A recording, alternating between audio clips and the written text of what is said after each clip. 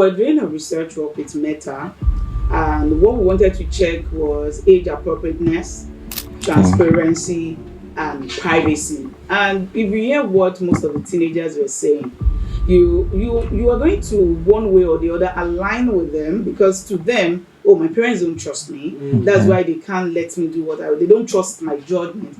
And parents on the other side, like I don't want this child to just get missing. There was this like a summit that I watched, and a woman was saying that cocoa melon producers did a research with their own experimental, and they left a baby in front of a screen showing cocoa melon, and the experimenter was also putting another screen that was showing like real life things like building sand, trying to scatter something and rebuild it like the Legos and the nation.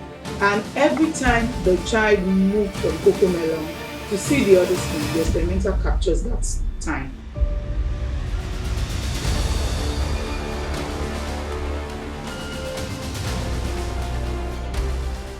It's been said that we are all the product of our collective consciousness. And of course, we always talk about how society influences the way we live. But there's an angle we need to pay attention to, which is the fact that we are all members of this society.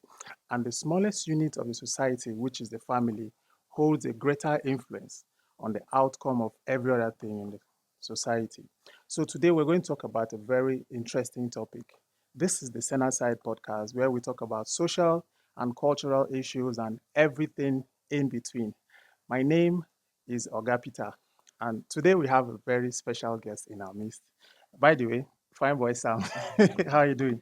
So we have a very special guest in our midst. We cannot talk about family and not have a woman, right? Exactly. Yeah. A mother, Mm-hmm. because mothers are like the fulcrum that's holding the society together. You can't talk about raising kids. You can't talk about building a home and building a good society without a mother. Yeah. So we have a very interesting, brilliant mother in our midst. Uh, thank you very much for coming. So usually I like our guests to tell us their names so that I won't do a lot of hyping. So you're very much welcome, ma. That's amazing. Thank you so much, Dr. Tanzan, for having me. It's such a pleasure. And I like the part you said women play all of these vital roles. I think we should do some thumbs up for women. Oh yes, yes. Yeah. Last month was Women History Month, so I think it's amazing.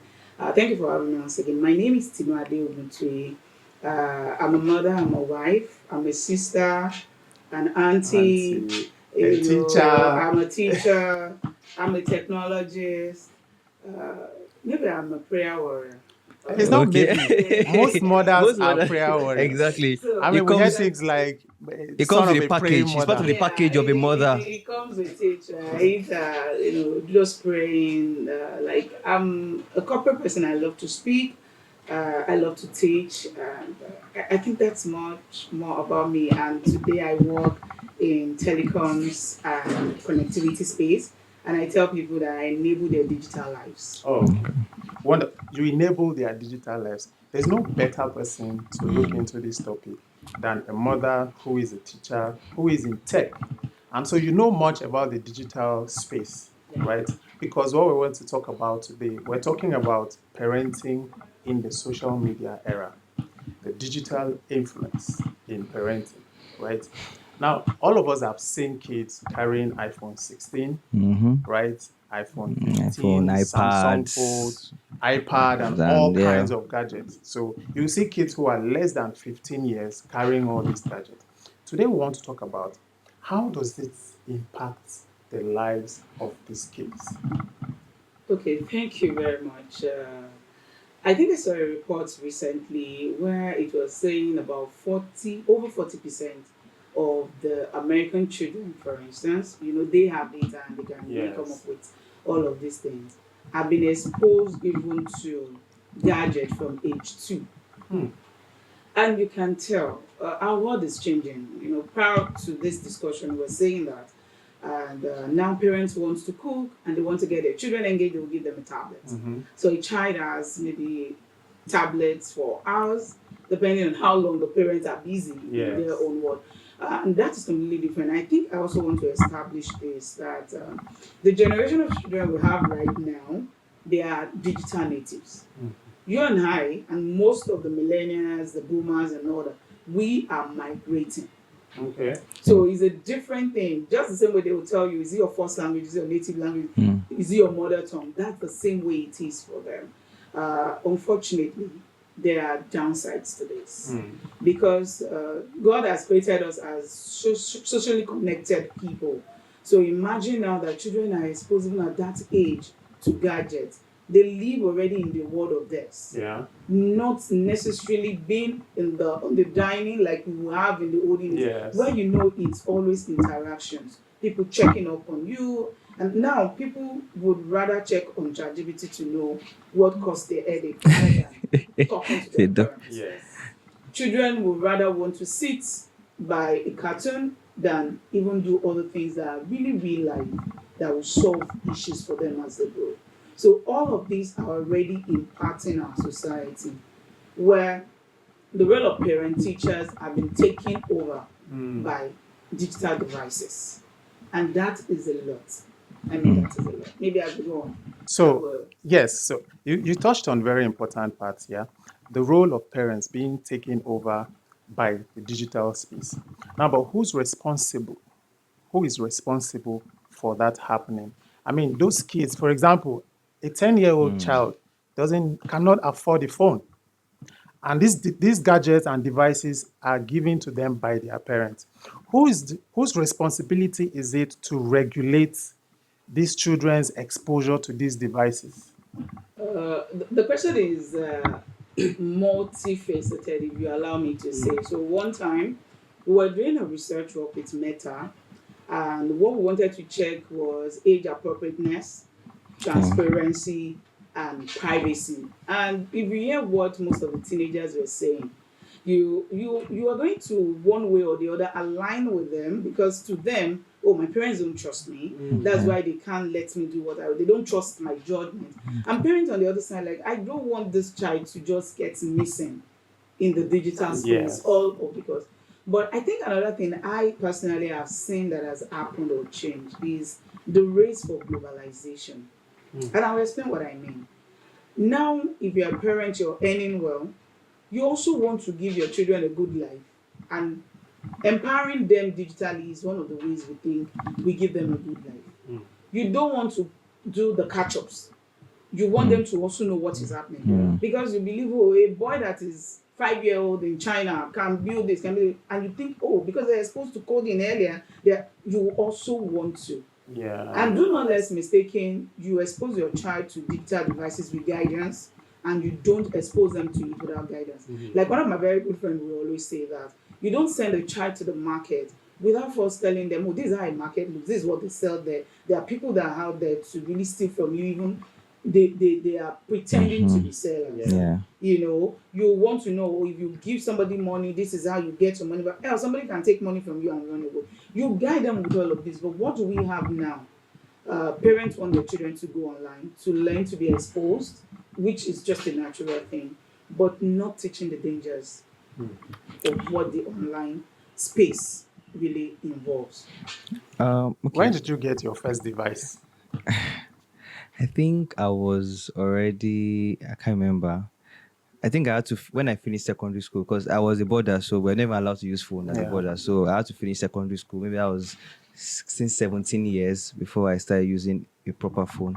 And that was close when I was already getting to the university. So you can see. So, but another thing I wanted to check, looking is, I mean, people talk about this. I've seen on Twitter space where they talk about this screen, or impacting kid with skin. I mean, it has worked. You know, a lot of children will say Coco Melon, Miss Rachel has impacted their children in learning knowledge, learning how to speak properly. What about infusing other things? Maybe things that they can think about. Maybe Lego games, puzzles. I mean, I grew up learning puzzle. I mean, they'll get us some puzzles where we have to try to think and put things together. I mean, through that, building their psychomotor skills instead of just screen time all the time. And I believe that screen time is just I think it's parents' fault. They just feel like I need to do my own stuff too. So let me just put them on the screen. And so you can let distract them and let me do what I need to do, because that's the only thing that can keep them away. And another thing is what I noticed recently, because from experience now, I feel like because we are also used to screen, we want to use our phone, social media, want to check stuff online, and you have a toddler, for instance, while trying to cater or trying to carry your toddler, you're watching the screen, and your toddler is also watching the screen. Yeah. Thereby, he or she is getting used to the screen, and you cannot avoid. You can't afford to say, okay, I don't want to do this stuff, because it's very necessary for you to use your laptop. Yeah. For instance, you use your laptop and your baby's with you, and there's nobody to take your baby. You just want the baby beside you, and you're doing your laptop. Baby's also looking at your screen. Yes. And with time, he or she's getting used to that screen. So we have to find a way to. I don't know how we're going to, So find a does it solution to look that. like we cannot do without these things? Uh, Are we stuck? Like it, we it have almost we are stuck. looks like that, but I think everybody needs to find a balance. And we all have different styles. I'm a teacher of the word, and I quickly want to say this now. Imagine a scenario of King Saul and David. King Saul fought wars and he won, but he had a strategy. He had his tools he used that gave him those results. David fought a Goliath that threatened them with nothing close to that, yet he won. What is different? He still won, but each person had gone with a style that works for them. And that's why King Saul will say, where this Samuel, and David will say, no, I have this I have tested and something else. trusted. A King Saul would not be able to use that stone and the sling and to work, because it doesn't even. So I think it has to start with, even as parents, trusted adults, teachers, beginning to know what style works, and even while we observe what we want to achieve. I'll come back to, are we stuck with screens? It almost looks like, but I tell you that is when you go out sometimes and you hear what other parents are doing, you will know that some things you had thought were not achievable were actually achievable. Okay, so when we're doing that meta research, we had the one we had in Abuja. A woman told us that our children don't get to use phone until they are 14, and not even smartphones. Because that moment, what she just needs is a Just phone to communicate. Are you good? Are you fine? We are Nokia. good. We are fine. Is it Nokia Somebody is 3310? coming and maybe those phones they call touch life. Yeah. However, the school they go to, they give them assignments. So she had already set up their Teams account on the laptop. Okay. And they have time for the assignment. So if it's 1 hour, 2 hours, you go on the assignment. If you have extra time because you finish assignment early, there are other coding programs or platforms that she has already installed that they will work on. Which does not mean these children will not go out and probably do some other things, but at least there is a training. You don't, like I tell people, if you don't ask, you don't know what the answer will be. True. If you don't train children on something, you can't even know what they will become. True. People train children and truly they still fall out of everything. But you still have to do your bit. So, Coco Melon he mentioned reminded me of something. There was this like a summit that I watched, and the woman was saying that Coco Melon producers did a research with their own experimenter, and they left a baby in front of a screen showing Coco Melon, and the experimenter was also putting another screen that was showing like real life things like building sand, trying to scatter something and building again, like the Legos and you mentioned. And every time the child moved from Coco Melon to see the other screen, the experimenter captures that time. And you know what they used it to do? Every time that little child looks elsewhere, they look for something else to replace why the distraction happened. Just to still get them stuck to the screen.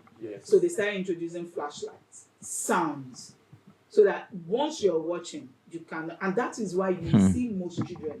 Once you take that Coco Melon, Auntie Rachel, the tantrums that you can't even expect that children of those age. So definitely there is a problem. So this sounds like a dilemma, right? And there's this raging debate about the parenting style and the outcomes.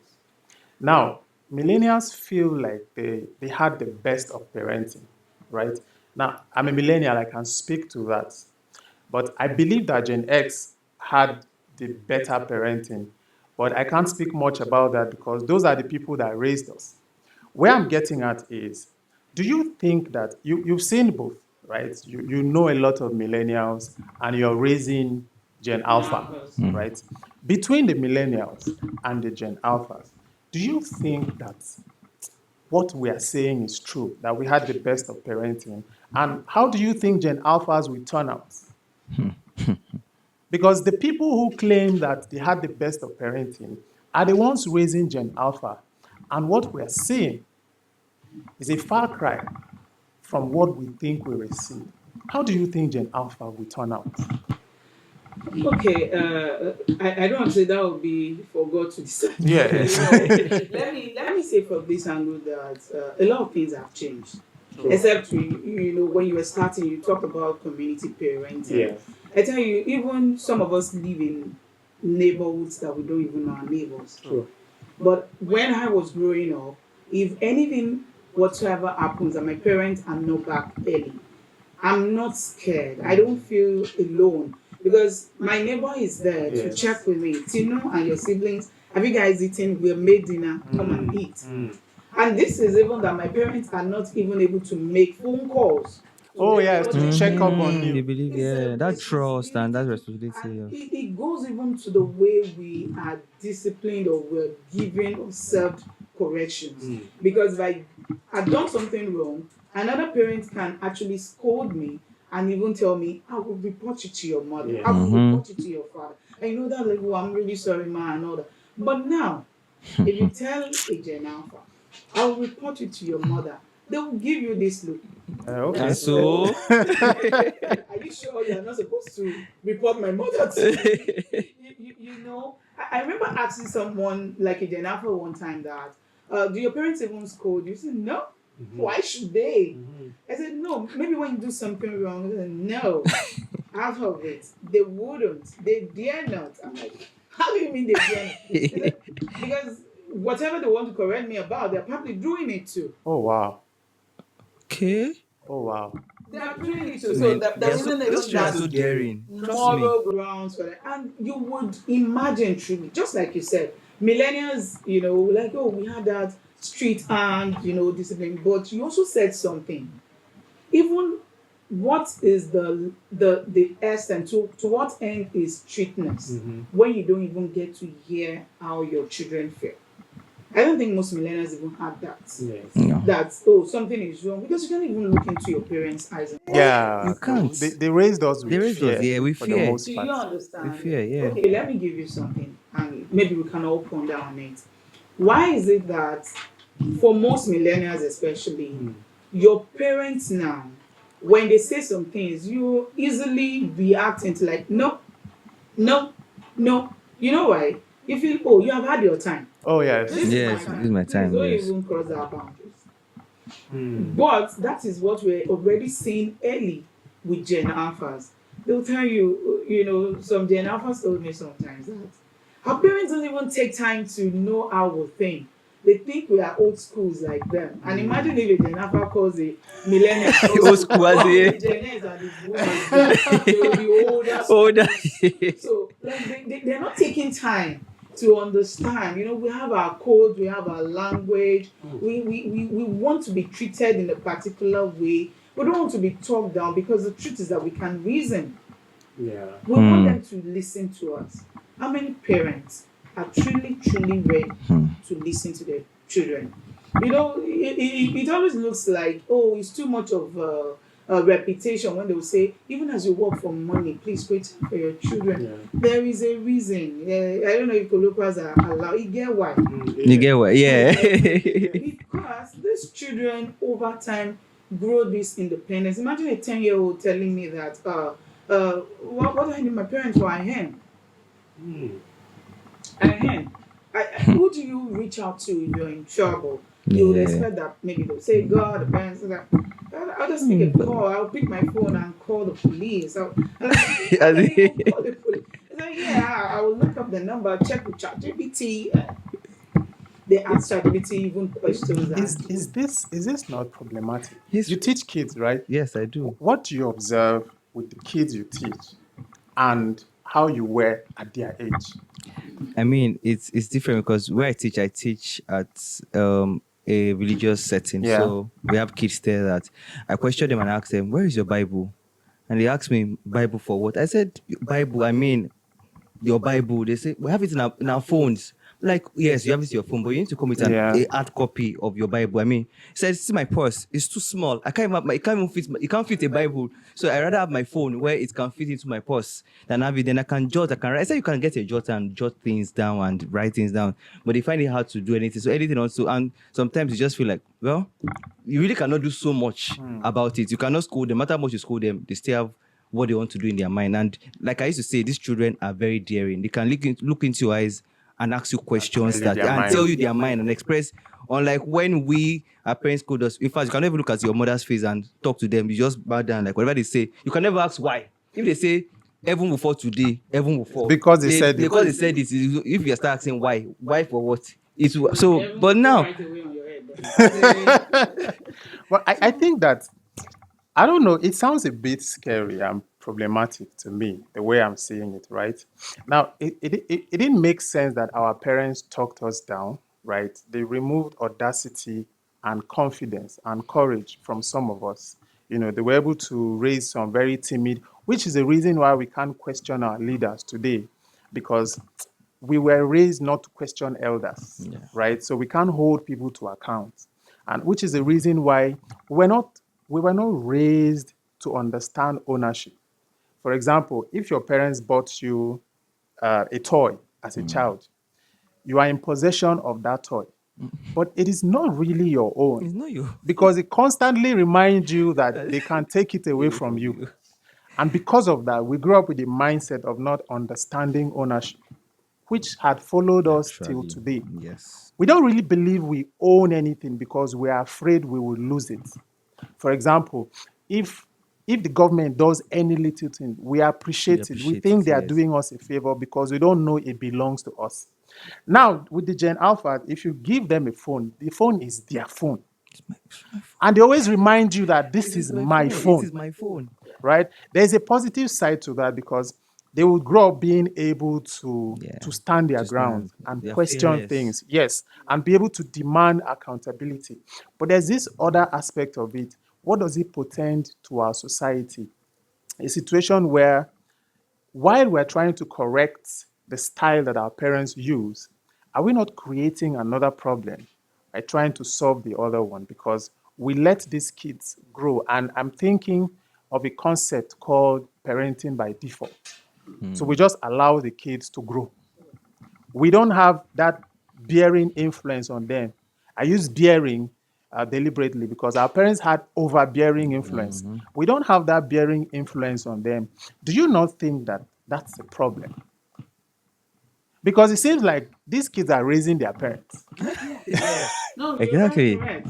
They're raising I love them. that point. And that's why I was saying that when I said I'll report you to your mom. Yeah. It says, You should report But my It didn't mom. even feel like me, anything. yeah. Like that's parenting the children, and that is also, a lot. Like I said, that the race for globalization is also part of what has really caused it. True. And I said that these children are digital natives; they are born into it. So things you don't even know exist on the digital devices you give them, they know. Now, let's even look at it from parents that aren't even tech savvy. Yes. That is even That's more of a worse. problem. You even want to guide their thoughts and all that, and they believe they know better than you do True. because they have the exposure. And I think that's why one should also start early. If you're a Christian, you begin to teach them. Culturally, we have some standards, Yes. and you begin to let them realize this. I was just joking with some of the children that I teach that when I was growing up, when you fill a form, you have just 2 options when you come to gender. But now you have almost like 5. Yes. They even Yes. give you custom, where you can customize. You can just put anyone. So it's a lot for Yeah. them, and let's be realistic about them. Because when I was growing up, even when my parents were not around, we had to go like distance to use telephone to reach them, because they would tell a time, they would call earlier to the resident who want to Yes. receive the call, that by 7 p.m. please tell my children I want to speak with them. Then they will come, send somebody to come and tell us your mom will speak with you by 7, your dad. Then we will go there by 6:55 waiting for the call.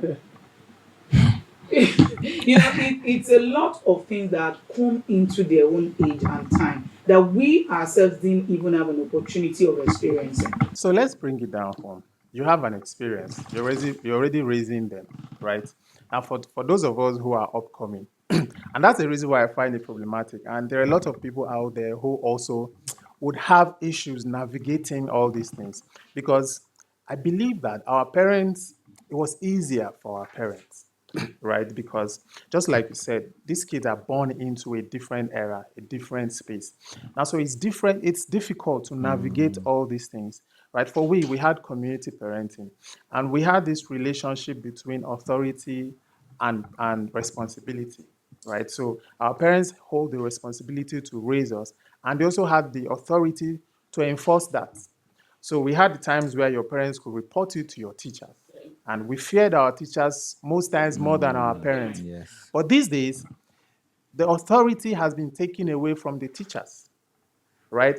And anywhere authority goes, responsibility goes with it, Yes. right? Now you see kids in school behaving the way they want to behave, and teachers don't feel like they have anything to do about it because the parents will come to the school and embarrass the teacher in Exactly. front In of the front other of kids, thereby taking the authority away from them.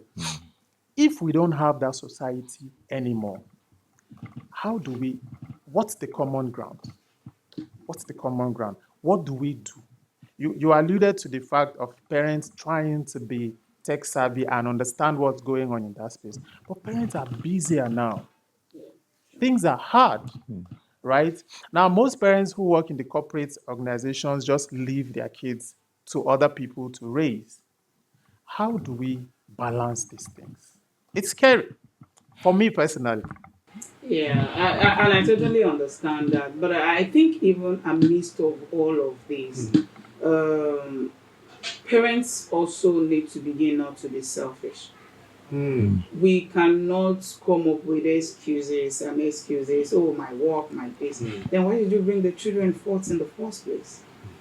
We also have to be responsible for them, and that's the truth. You know the way it is naturally with parents. You really want all the best for your children, and I think that's why some people don't even know what the boundaries are, or on how much I want. Or and you talked about something very key, and I really want to talk about it, and that's trauma. For most millennials, especially growing up, is that you're coming from a family that maybe didn't have so much. Now that you have so much, you want to spoil them. Oh, yes. Oh, I don't want them to go through the stress I went through. For some of us that probably grew up where you know that, oh, anything happens, say, your brother will say atakpata the day, and know that you have it, but you are just holding on. And the child is like, this person has this thing, and they use it even to react to you. We, as much as possible, owe these children that responsibility to guide them, because that's why we have come before them. We also have some parents don't even talk to their children. They don't let them realize. See, let me be honest with you. It might look old-fashioned. I used to tell my children, this life is warfare, is not funfair. Yes. And I explain in details what that means. Sure. Meaning that as you correct them, you need to let them see. You don't just tell them like they told us, sit down there, we sit down. You tell them, sit down there and tell them, you know why I asked you to sit down there? Because if you go out, you might get injured. There is likelihood to end up in the hospital. They really want to know. They are not just that headliner kind of children that you just give them the instruction. You keep the remaining news with you.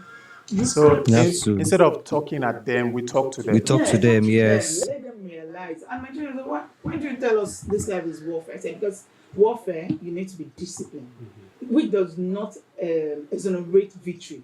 You hear the winning side is the shouting side, because when they win, it's triumph, yes. But there is discipline, there is focus in the warfare. In the warfare, you're just relaxed. Yeah, just relax. Yes, lackadaisical attitude. But this is warfare for me. Things happen on different sides. I have to also go gently.